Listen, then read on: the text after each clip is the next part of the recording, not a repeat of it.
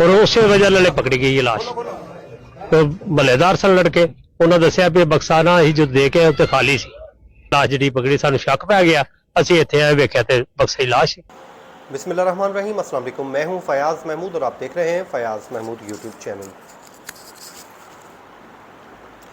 नाज़रीन, इंसान भी जब दरिंदा बनता है तो वो सारी हदें पार कर देता है। वैसे तो उसको अशरफुल मखलूक़ात कहा गया है, लेकिन जब वो दरिंदा बन जाता है तो वो सब कुछ भूल भाल कर सिर्फ वो करता है जो उसको उसका शैतान जो हुक्म दे रहा होता है। सियालकोट में जो संबड़ियाल का इलाका है, वहाँ पर ख़वातीन ने वो शैतानियत की है जो आज तक तारीख़ में शायद पूरी दुनिया में कभी ऐसा वाक़या पेश ना आया हो। जी हाँ, ऐसी डकैती जो कभी आप सोच भी नहीं सकते कि ऐसा भी कोई जुल्म कर सकता है। इंसानों को कत्ल भी किया जाता रहा है माजी में, उनसे उनकी कीमती से कीमती अशिया भी छीनी जाती हैं, उनके बच्चे भी अगवा किए जाते हैं, लेकिन एक हामला माँ के पेट से बच्चा निकालने का वाक़या शायद पूरी दुनिया में कहीं न आपको कभी सुनने को नहीं मिला होगा। लेकिन ये हैवानियत दिखाई है सियालकोट में कुछ ख़वातीन ने, और उसमें एक अत्ताई डॉक्टर भी शामिल थी। ये सियालकोट का जो संबड़ियाल का इलाका है जिसमें कत्ल की होलनाक तफसीलात सामने आई हैं, जिसमें आप एक वीडियो देखते हैं। अब आपको थोड़ी सी मैं इस पूरी केस की डिटेल बता देता हूँ कि आखिरकार हुआ क्या, और वो जो ख़ातून बेचारी इस दुनिया से रुखसत हो रही थी वो क्या अल्फाज कह रही थी। उसके आखिरी अल्फाज अब भी कानों में गूंज रहे हैं। इस जुल्म में सबसे पहले हुआ ये कि जो ख़वातीन हैं, इसमें से एक जो ख़ातून जिसका नाम था रफ़िया कोसर, बताया जाता है कि इस बेचारी के पास 6 साल के तवील इंतज़ार के बाद एक खुशी आने वाली थी और ये अब माँ बनने वाली थी। ये अपने ख़ामंद के साथ रह रही थी और बड़ी हंसी खुशी इन दोनों की फैमिली लाइफ चल रही थी। ऐसे में वहाँ पर एक मौजूद जो डॉक्टर इरम है वो उससे अपने चेकअप करवाती थी और वहाँ पर वो आती जाती रहती थी। ये बेचारी मामूल के मुताबिक घर पर काम कर रही थी, क्योंकि घर के कामकाज ये ख़ुद ही करती थी। हमारे यहाँ जो हमारे गांव देहातों में यही होता है कि ख़वातीन अपने घर के ख़ुद ही कामकाज करती हैं। तो ये भी बेचारी मामूल के मुताबिक कामकाज कर रही थी, तो इसका हस्बैंड भी घर में ही मौजूद था।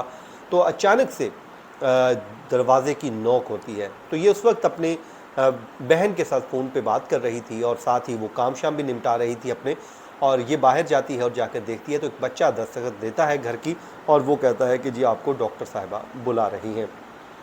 वो अपने खामन को कहती है कि डॉक्टर बुला रही है, और मुझे यही लगता है कि शायद वो कहती कि शायद मुझे इसलिए बुलाया कुछ चेकअप होगा रूटीन का। तो वो क्योंकि पहले भी जाती रहती थी तो वो फिर बाद में भी जाती है। वो वहाँ पर पहुँच जाती है तो वहाँ पर ये सारी वारदात का आगाज़ होता है।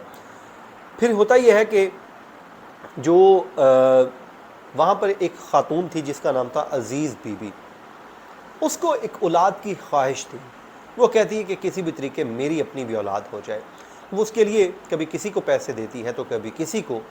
फिर उसके बाद इनके जहन में एक आइडिया आता है कि क्यों ना इस ख़ातून के पेट से बच्चा निकाल लिया जाए, तो इसको मालूम भी नहीं होगा कि आखिरकार इसका बच्चा चला कहाँ पर गया। फिर ये करती ये हैं कि ये ख़वातीन ने इंटरव्यू में बताया, वो कहती हैं कि जी मैंने उसको कहा कि भाई वो बच्चा नहीं देगी, 6 साल बाद उसके हाँ खुशी हुई है तो वो अपना बच्चा क्यों देगी।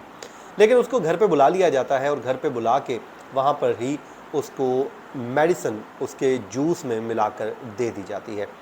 इन ख़वातीन ने इंटरव्यू में बताया कि जूस में जो है वो मेडिसिन मिलाई, नींद की जो गोलियाँ दे दी गई, वो जब पीती है तो वो बेहोश हो जाती है। अब एक ख़ातून उस पर इल्ज़ाम लगाती है, कहती कि मैंने इनसे पूछा कि ये हम क्यों कर रही हैं, तो वो दूसरी कहती है कि तुम खामोश हो जाओ। उसके बाद फिर जब ये सारी वारदात हो जाती है तो वो जो बेहोश होती है, तो इसी दौरान कहती कि हम नीमको खाना शुरू कर देते हैं, और वो जब ख़ातून बेहोश होती है तो एक जो है ख़ातून उसके हाथ और पाँव पकड़ती है और दूसरी उसके ऊपर बैठ जाती है, जिसके बाद एक ख़ातून उसके गले को काट देती है। जब वो गले को काटती है तो वो ज़ाहिर है इंसान, हाथ तो बंधे नहीं हुए, तो वो कहते हैं कि वो कहती है, वो उसकी होश आया या जो भी हुआ, वो कहती है कि वो ख़ातून मुझे कह रही थी कि बाजी मेरे साथ ये जुल्म ना करो, मुझे छोड़ दो। तो फिर वो दूसरी ख़ातून ने इल्ज़ाम आयद कर दी कि मैंने कहा कि ये जुल्म ना करें, हम छोड़ देते हैं, ये सही नहीं है।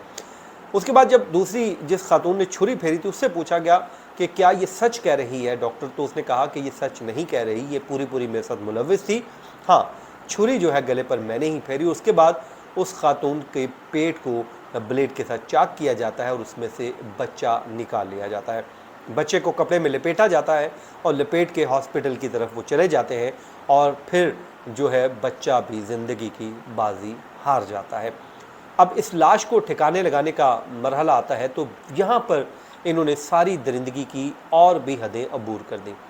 उसकी लाश को काटा, उसको टुकड़ों में तकसीम किया और एक छोटे संदूक में उसको रख कर बंद कर दिया। जैसे आप वीडियो में देख भी सकते हैं कि संदूक को जब तोड़ा जा रहा होता है तो जब उसका लॉक टूटता है तो लोग अस्तगफिरुल्लाह कहकर उठ पड़ते हैं, क्योंकि लोगों में भी वो देखने की हिम्मत नहीं होती। मैं इस व्लॉग में, आप यकीन कीजिए, मेरा इस टाइम दिल जो है वो ख़राब हो रहा है, मुझसे बात नहीं हो पा रही कि मैं आपको कैसे ये वाक़या रिपोर्ट कर रहा हूँ, मुझसे हिम्मत नहीं हो रही। तो मैं समझता हूँ जो लोग वहाँ पर संदूक खोलने वाले मौजूद थे, जब पुलिस वहाँ पर मौजूद थी, उनकी हिम्मत है कि उन्होंने वो संदूक खोल लिया और उसमें से उस लाश को निकाल लिया, उस माँ, मजलूम माँ को निकाल लिया। उसमें उन लोगों की हिम्मत तो देखिए, लेकिन उन खवातीन की दरिंदगी देखिए कि वो कैसे इतनी हैवान बन गई कि आप किसी की पेट से उसका बच्चा निकाल रही हैं। अब ये पकड़े कैसे गए? अब जब इस बच्ची को, इस बहन की लाश को ढूंढना शुरू किया गया, इसकी तलाश शुरू हुई, तो ढूंढते रहे। अब वो कहते हैं कि जी ढूंढ ढूंढ के जब थक गए तो जब नहीं मिला तो उसके बाद फिर इनको याद आया कि जो खातून है, उसके जो भाई हैं जुल्फ़कार अली शाह, वो उनके बहनोई हैं। वो कहते हैं कि मैं अपनी मकतूला को अपनी बहन मानता था। वो कहते हैं कि हम अपनी बहन की गुमशुदगी का रात भर तलाश करते रहे। सुबह सवेरे हम अपने हमजुल्फ़ के यहाँ पहुँचे तो फिर वो कहते हैं कि हम अपनी बहन को ढूंढ रहे थे कि हमारे अचानक जहन में आया कि उनके घर के सामने घर है, उसके बाहर CCTV कैमरे भी लगे हैं, उनकी रिकॉर्डिंग देख लेते हैं। फिर वो कहते हैं कि हम जुल्फ़कार अली शाह के मुताबिक वो डॉक्टर रहीमुल्लाह अपनी अहलिया और साले शाहजेब के साथ इसी फ्लैट में रहते थे जहाँ उनकी बहन रिहाइश पजीर थी। डॉक्टर रहीमुल्लाह का घर हमारी बहन के घर के ऊपर था, यानी कि वो ऊपर वो रहती थी, नीचे ये रहते थे। वो कहते हैं कि हम रिकॉर्डिंग देखने गए तो हमारी नज़र में एक संदूक पर पड़ी। कुछ नौजवान वो संदूक हमारे ही फ्लैट की तरफ लेकर गए, लेकिन जब 3 घंटों के बाद वो संदूक नीचे उतारा जा रहा था तो वो खासा वज़नी मालूम होता था। उनके मुताबिक जो नौजवान ये संदूक नीचे ला रहे थे, उन्होंने पुलिस को बताया कि किसी खातून ने उनसे संदूक उतारने में मदद मांगी थी। उन नौजवानों को संदूक के गैर मामूली वज़न पर शक भी गुजरा और उन्होंने उसको ताक़ुब भी किया। और फिर जब सुबह मामला उठा तो नौजवानों ने हमें बताया कि वो संदूक हमारे ही घर के सामने एक मकान पड़ा है।